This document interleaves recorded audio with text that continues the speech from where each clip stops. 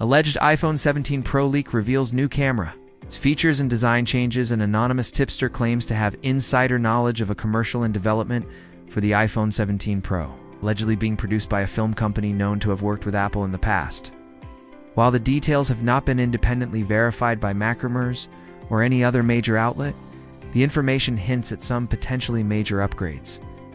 According to the source, the iPhone 17 Pro may feature enhanced telephoto zoom, a newly designed telephoto lens offering up to 8 optical zoom, a step up from the 5 zoom found on the iPhone 16 Pro. The lens may support continuous optical zoom through mechanical movement, allowing for more versatile focal lengths. Pro-level camera app. Apple is reportedly working on a new advanced camera app aimed at photographers and videographers. This would put Apple in direct competition with apps like Halide, Filmic Pro, and Kino.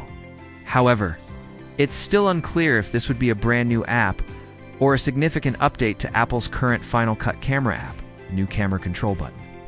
The iPhone 17 Pro could introduce an additional physical button located on the top edge of the device, designed to offer quicker access to camera tools and settings.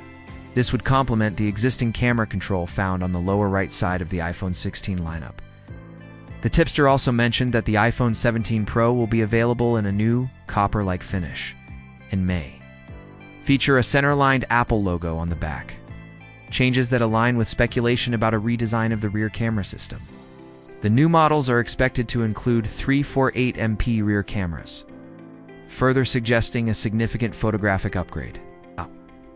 Earlier this year, Bloomberg's Mark Gurman reported that Apple would shift focus toward improving the iPhone's video capabilities. The aim appears to be appealing more directly to content creators and vloggers, positioning the iPhone as a go-to device for both casual and professional video production.